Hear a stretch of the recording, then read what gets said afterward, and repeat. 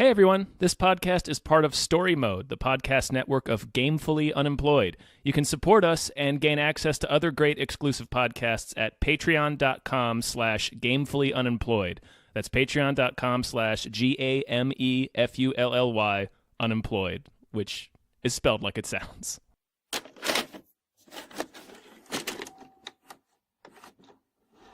Hey, Hey everybody. everyone! I'm David Bell. I'm Tom Ryman. And we just watched Upgrade, the movie. Here's the thing. 4 guys murdered my wife. Don't you fucking touch her! If I could find those men, I'd do it.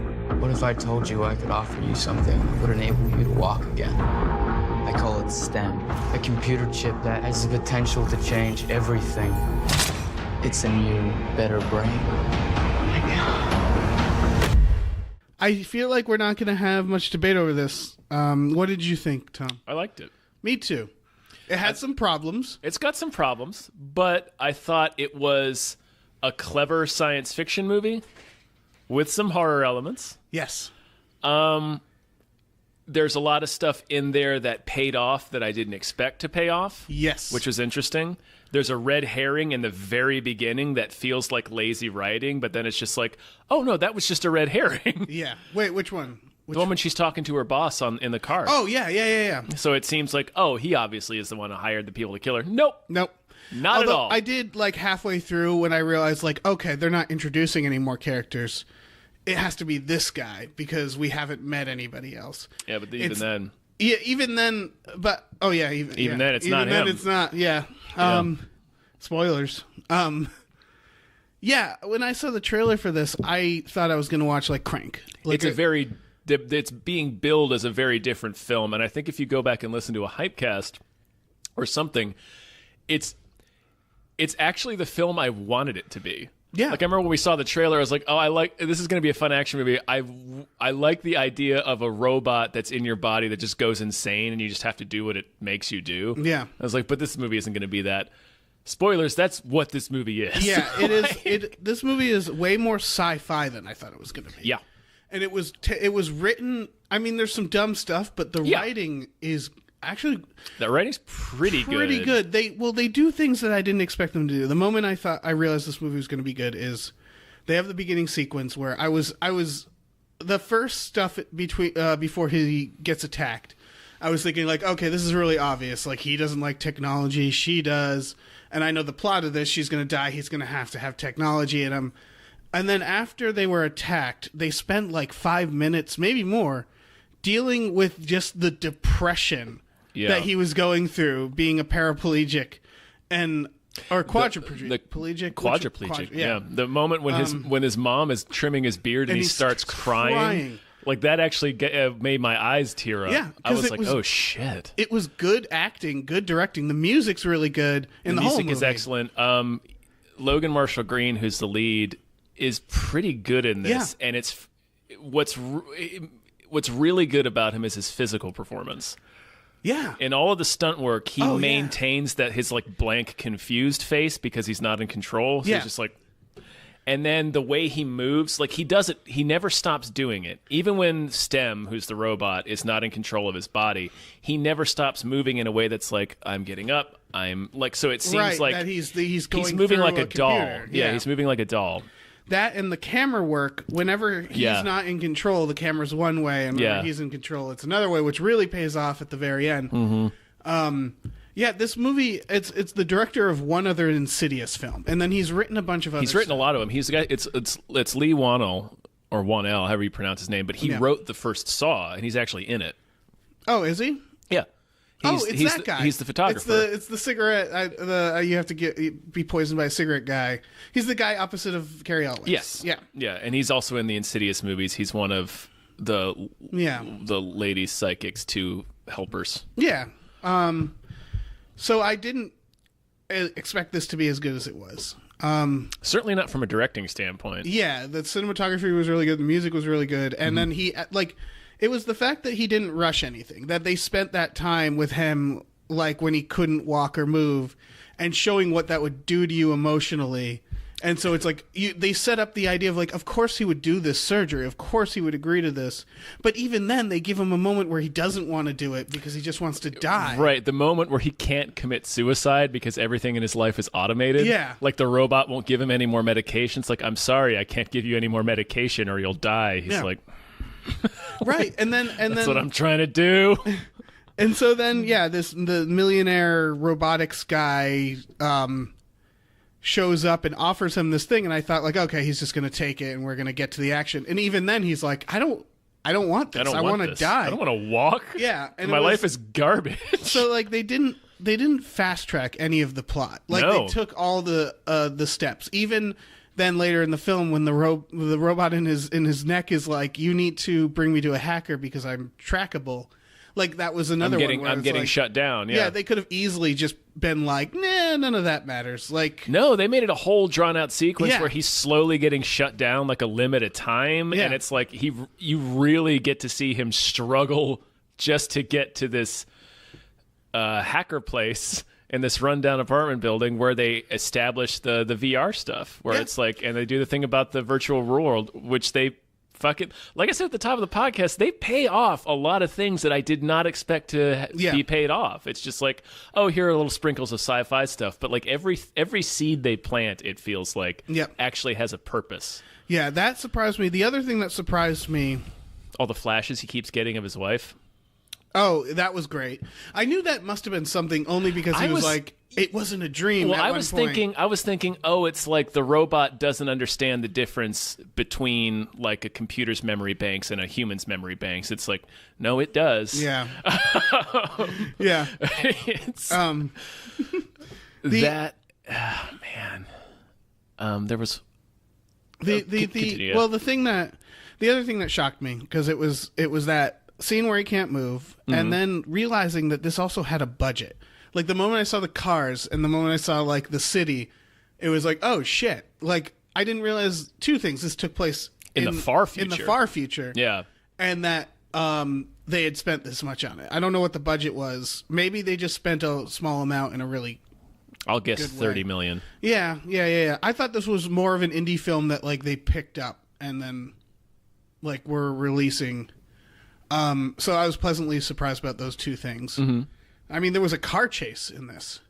Yeah, there was. Yeah, that's how little I thought the budget was going to be. Like I was surprised that there was a car chase. Yeah. So yeah, this movie, a lot of pleasant fucking surprises. Yeah, like I feel like there's one other major thing that pays off that I didn't expect to. I don't know.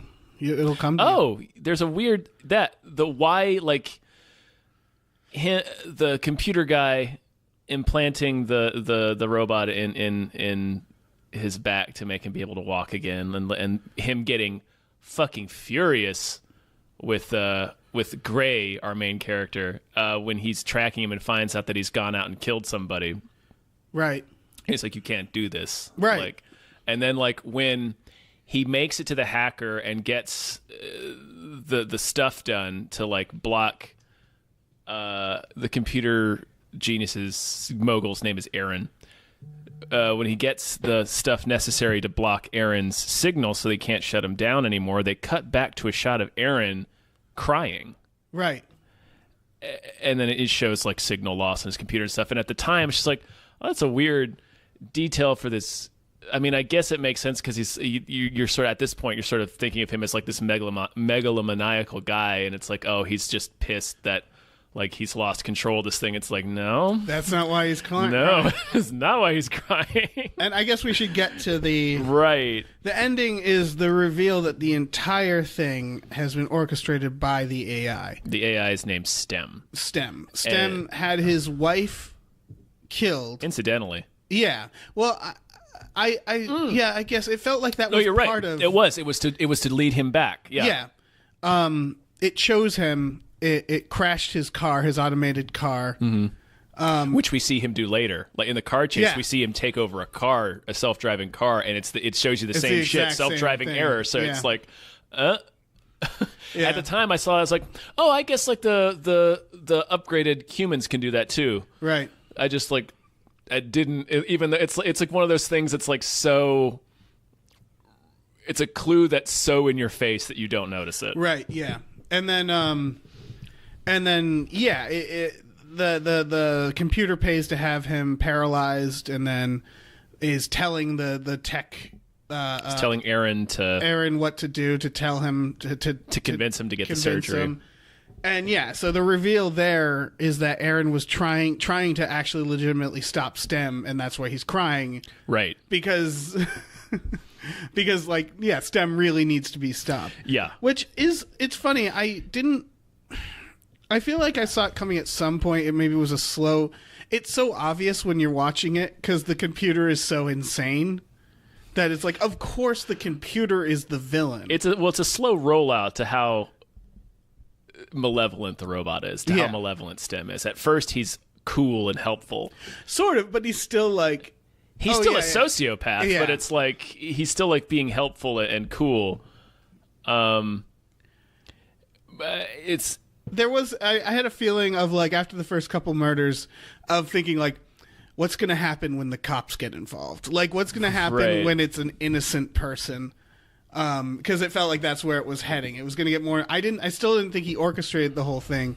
Because again, I didn't think the movie was going to be that. Right. I was still thinking it was going to be a typical action revenge movie. Like, I still was thinking, in the very beginning, you see his wife comes home in her self-driving car, and she finishes up a conversation with her boss at another robotics company. And it's like they're clearly having a wild disagreement, and she says something to the effect of, "No, I can't do that. I won't do that." And he's like, "You can't just say you're not going to do it." And then she hangs up on him. Yeah. And so you're like, oh, this dude fucking orchestrated the hit and whatnot. No, you never see that character again. No, but like, it's done in a way that feels like, you know, cheesy revenge movie writing. Yeah. Where you're like, oh, okay, that guy you just saw in the beginning, he's the bad guy. It's like, no, that was just a red herring. I thought we were going to watch John Wick. Yes. A John Wick where it didn't matter who the villains were. What mattered was how cool the fight scenes were. And they did a thing where they were still like fun to watch, but the ways that he would kill people were almost how a computer would, in this really gross, like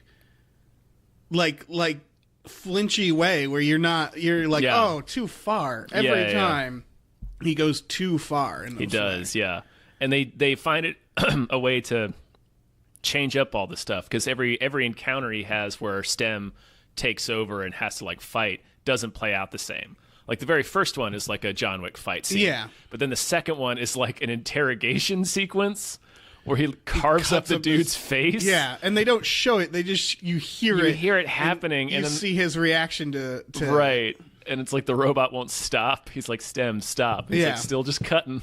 The way they did that was great where, yeah, like, and you see it in the trailer, the comedy of he has to react to things his own body is doing. Yeah. But they did a lot of cool stuff. The part where the computer sees the tattoo on the guy's arm and was like, "Here, I'll print it for him." And he uses his arm like a printer, like a laser printer. Yeah, like a laser printer. It's like doing it a line at a time. It was a really cool idea. Like, this is a very clever movie. Again, it's for most of it. It's good sci-fi in the sense that it took this premise and then they didn't just get lazy about it. They explored everything that would mean. I should point out, and I know, Tom, you haven't seen this movie, but there is a movie that already existed like this, and it is Eagle Eye.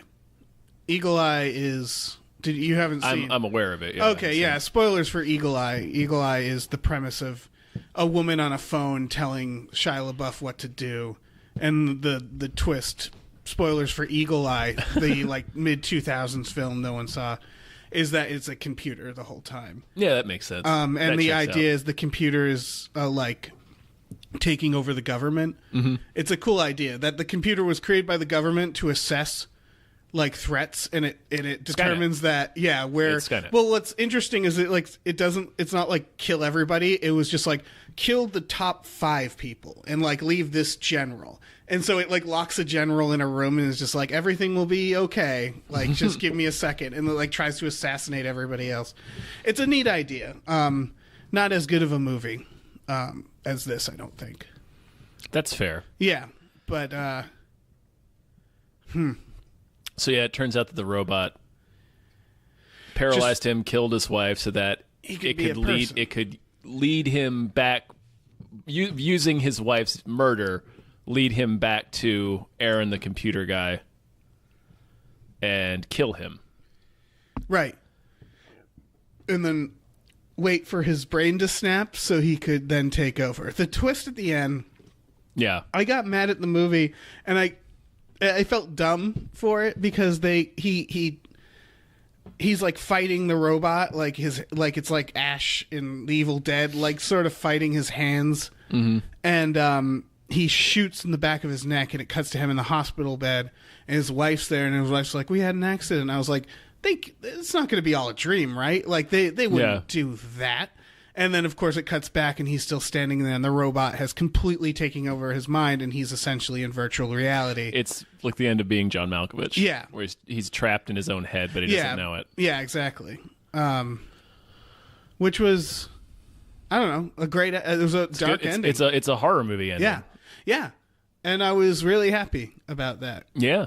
And then he walks away, the robot walks away, and the camera does the thing. What the camera is doing throughout the movie is that when he's being controlled by the robot, the camera, and you can see it in the trailer, does I guess the closest version of it is like Darren Aronofsky's I forget what the camera is called, where the camera is strapped completely onto the person, so it matches their movements. Right, you're the subject is like the center, and so like everything is moving around it. Yeah, as exactly. It moves. And so it's that, and then at the very end when he's walking, and it's not even that much of a movement, but the camera does that with just all the little subtle. It's movements. maladroit.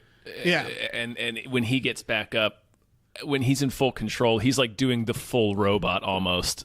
And I can't tell if it's been enhanced by effects or not, because it's that like it's maladroit, and it's intentionally so, where it's like it's just this. He's not quite moving like a person, and then the camera's not quite moving like a person. Yeah, it's a great idea. It's a great way to convey that, because it's sort of like the world is centered around this now. Mm-hmm. Like it doesn't care about the rest of the world. I wonder what he's gonna do now. Maybe start a robot family. I don't know. Well, it wanted to. That's the thing. It wanted to kill its creator. Yeah.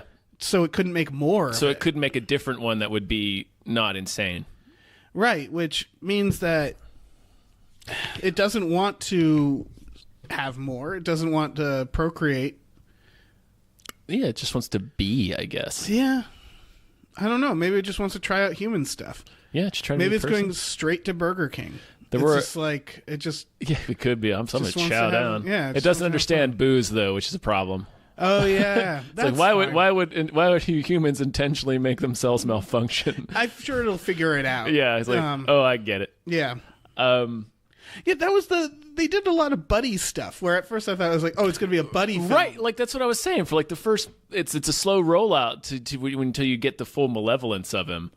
Because at first it's like, oh, they're kind of like pals. It's like his robot pal. Yeah. And then it gets more sinister when he's like killing people. And then when he tricks him after the hacker, where it's like, yeah, I took you to the hacker so you could block the signal. Also so you could remove input blocks. So now I can just take control whenever I want to. I don't need your permission. Yeah, that was a great moment. The moment that he re-paralyzes him. Yeah.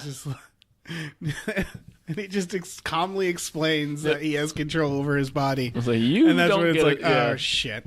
But even from that point on, like, you're still not... They kind of cooperate. Right, because you're still not fully convinced. It's still not a full, like, oh, he's definitely... Stem's definitely the villain, because he's telling Gray that he's like, no, they're going to find us and kill us. Yeah. So we have to do this. I did assume from the start of the movie, just because of what the subject was, and the main character is all... anti-technology, and he's also the guy we're following, so I assumed like he was going to ultimately be right, and so I assumed he was going to like rip out the stem chip or do something, re-paralyze himself, and it would end with him like in a wheelchair, but like at least the madness is stopped or something like that. What I didn't expect was for Stem to win. Yeah, it's the same kind of moral it's the ending. Ex Machina. Yeah, very similar. Yeah. I did appreciate there's still like moments where even after that point where Stem has total control, where he's like he still needs Gray to do things. He's like, I can't do this. Yeah. Like I need like the driving. He's like, I need you to drive, so I don't know what the fuck this is. And then like when he's fighting the other guy, the main villain, assassin, the dude, mini boss, and it's just like they're both like the same. Where it's like he's like he's predicting all my moves. I can't figure anything else out. So it's like he has to use intuition and like taunt him. Mind game, yeah. Yeah, that was great because the robot wouldn't think of that. Yeah. Although the robot does think about a lot. He does think about a lot, yeah. He does say, tell him that's what your wife would want. Yeah. Yeah, man. The rules of the robot is... I mean, I'm sure rewatching it again, we'll probably notice inconsistencies. I know there's two big holes. Okay. The first one is, at the end, Aaron, the computer mogul, boy genius, reveals that he hasn't been in charge of his company for a long time. It's been STEM for like 7 years, has been in control of the company. And it was STEM that orchestrated this and made him do the surgery. How? Right. That's a weird one because he could have just smashed that chip with a hammer. He didn't have to implant it in Gray. Well, my assumption was STEM was a larger AI that was more than the chip. It was because he comes on and his voice comes on. I assumed the chip was like the new evolution of STEM of like how to put me into a person. But it feels like there would have to be some like elaborate.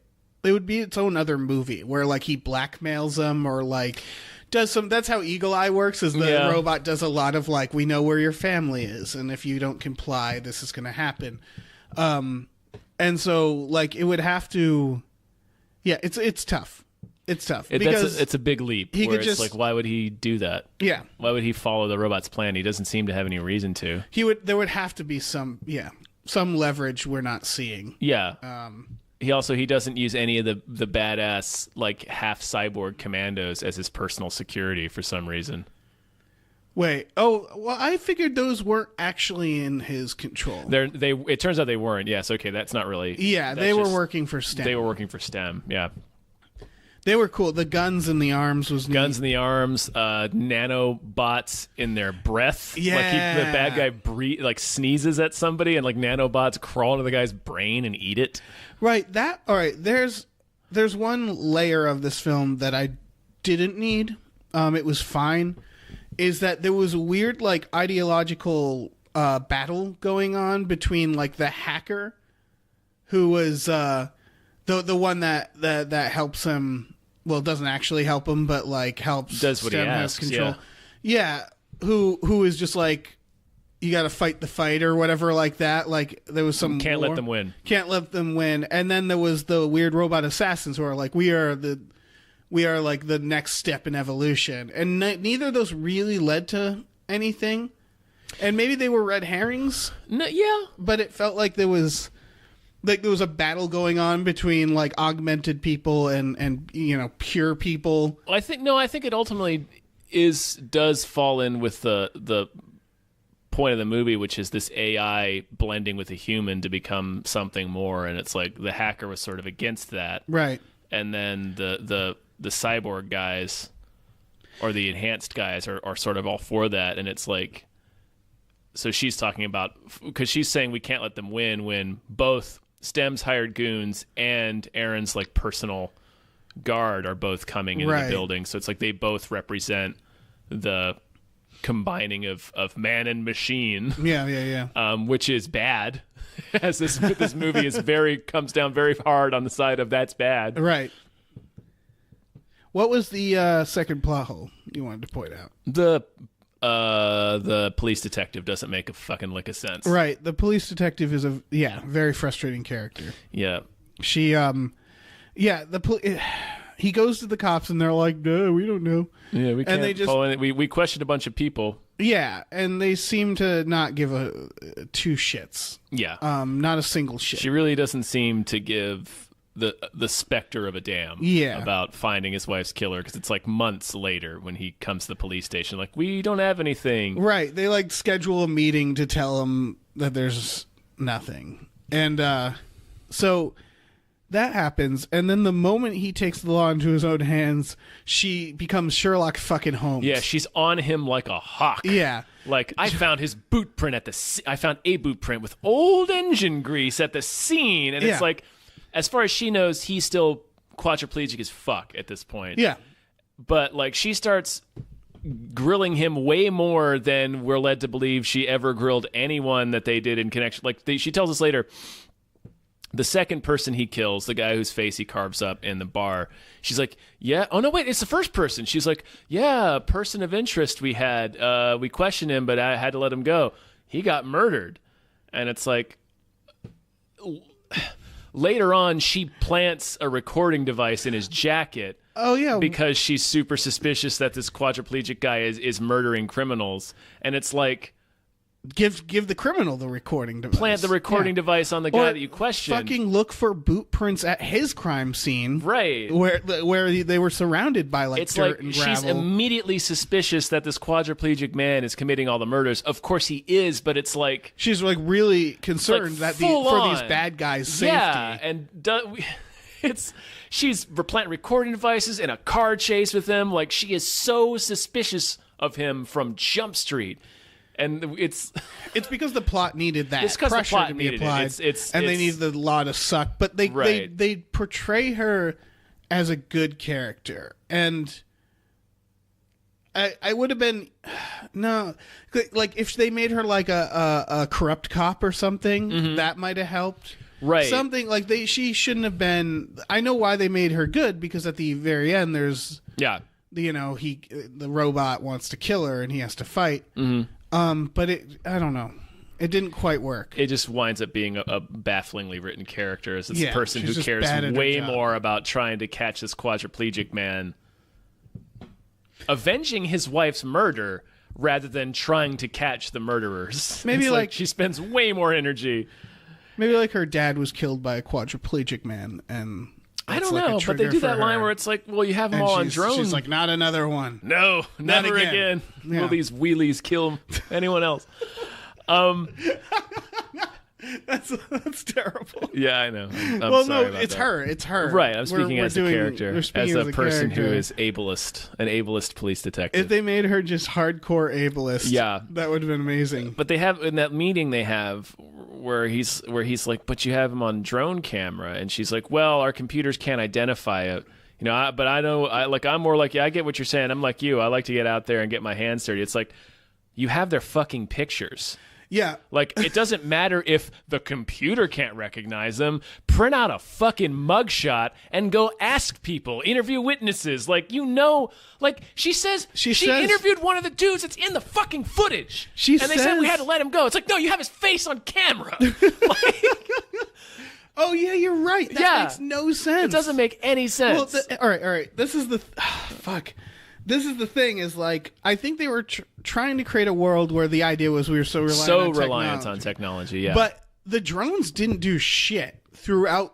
They call the police. They call the police, and like, if you have shit in your body, they'll identify your tracker or whatever. Mm-hmm. But they seemed, they didn't call enough attention to it to make it like satirical. So it was just like, man, these cops are fucking dumb. Because, like, they have fucking video footage of the crime. Mm-hmm. Like, in what I assume to be a good quality video, right? Like, what's the point of having police drones with cameras if they can't make out faces on the ground? Yeah. And the video did seem grainy for some reason. Yeah, the police make no sense in this. But whatever. Like, that's not the point is to get us to a place where of course, this plot can happen. Yeah. Yeah, I don't know. This movie, it's like I said, it's not brilliant, but it's well written. Like, the story structure and everything is really well put together. Mm-hmm. But I would consider this like it's a clever science fiction movie. Yeah. Yeah, it's clever. It's not mind-blowing or anything. It's not Blade Runner. It's surprising, but it's not... surprisingly good for what I thought I was going to sit down for what I watch. thought it was going to be. And then even for what it is, like, even as the movie's unfolding, you're not expecting what happens. And again, most of that, like, it's creative about the sci-fi, but it's mainly that the plot holds together enough, especially with, like, most of the characters except for that cop. It's really just the police detective. Yeah. And then, the computer guy, where it's like, why the fuck are you... You don't have to do what he's saying. You're like... Right, yeah.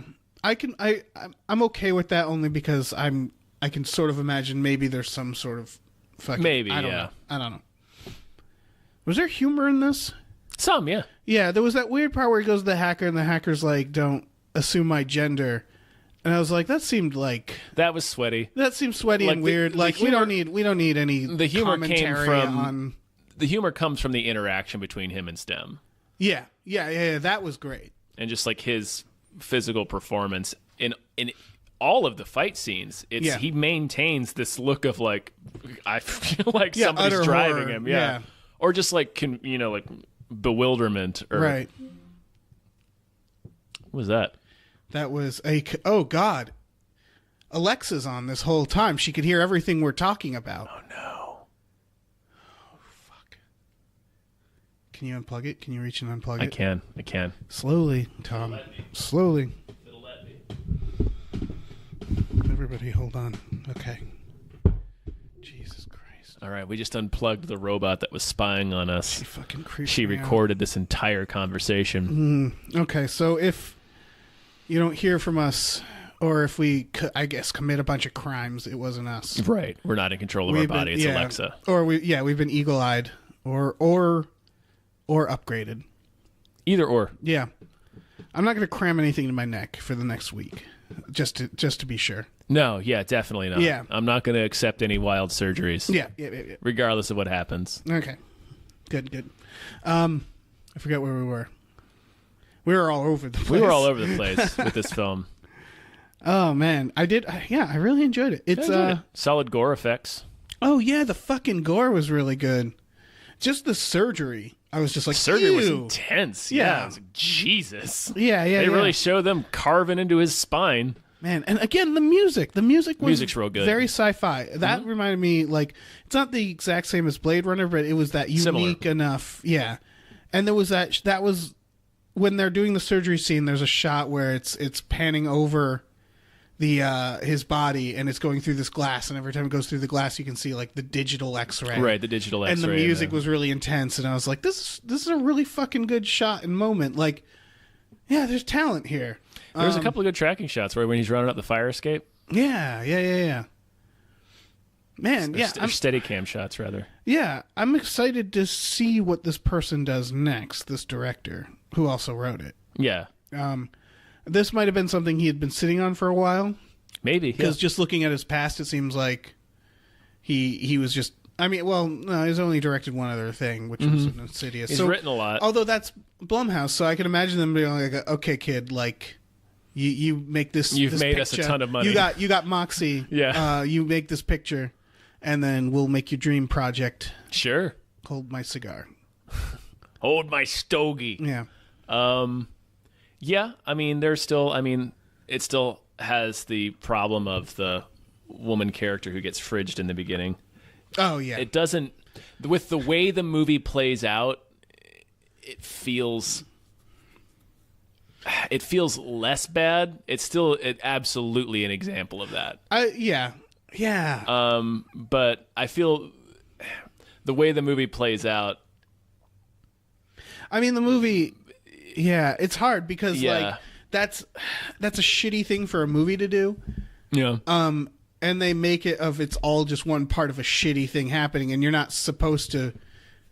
I don't know. Well, there's no movie where you're supposed to feel good about that happening, but No. like, I don't know. Yeah, the movie's not supposed to make you feel great at the end. It's not supposed to make you feel like fuck yeah, because I guess that's what it is.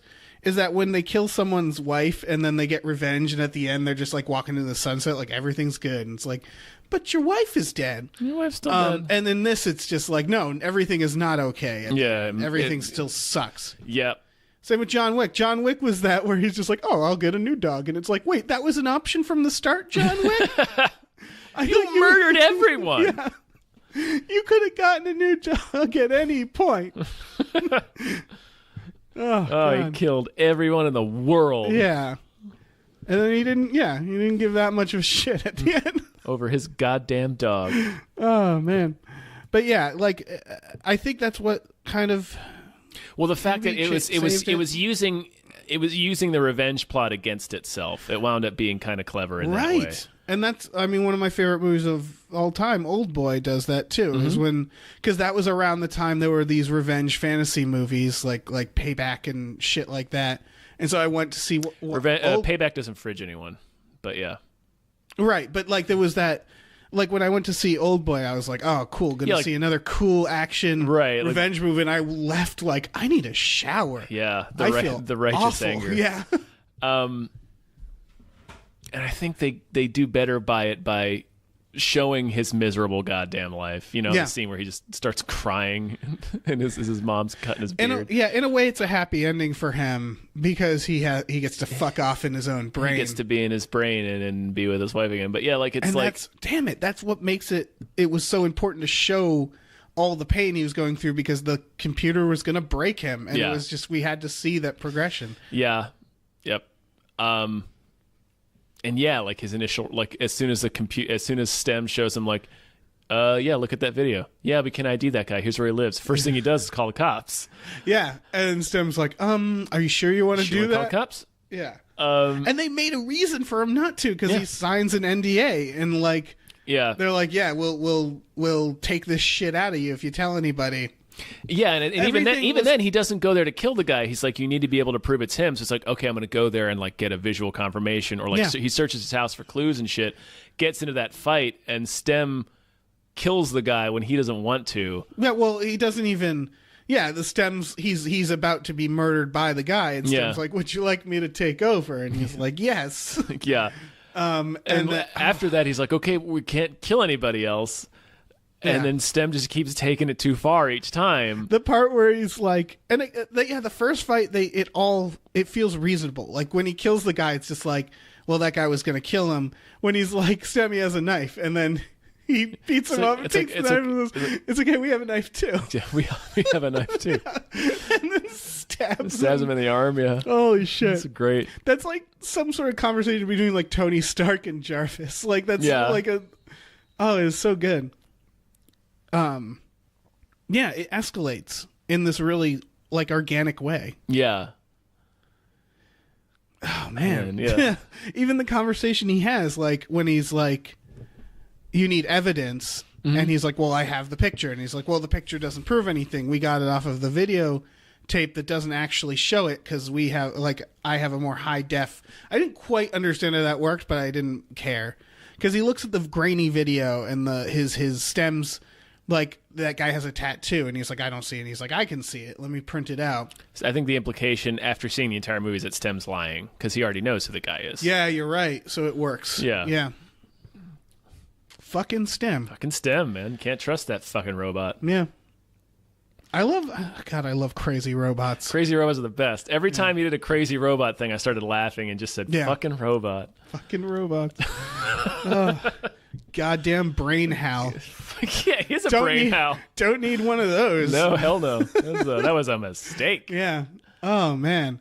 That's the thing is I would put STEM up there in one of my favorite crazy robots now. Yeah, it's a good robot. Yeah. Solid robot. Yeah. I'm trying to think. Like, there's Hal. You got your Hal. You got your Eagle Eyes. But nobody cares about that. Ex Machina. And STEM, I can't think of any more crazy robots. The Terminator. Terminator wasn't crazy. He didn't do crazy robots. He was doing exactly what he needed to do. What he was supposed to do, yeah. Yeah, and maybe in Terminator 3 he goes a little crazy. But, yeah, no, he was very sane. I feel like it's just those. In fact, Eagle Eye, it's not a crazy robot. It's just using robot logic to kill everybody. Right. Because that's what robots do. Man, we need more crazy robot movies. We sure do. More. What's the one in Futurama? The stabbing one. Why is it? Fuck.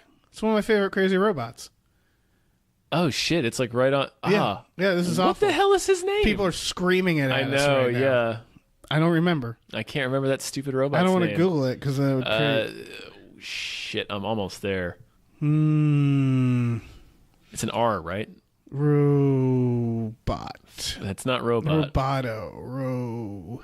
Roberto? No, that's not right. I feel like that's also a Futurama robot. Now I've got to look it up. All right, Tom's looking it up. Got to practice my stats. He is consulting a robot. to just ask. Just ask. Hold on. Hey Siri.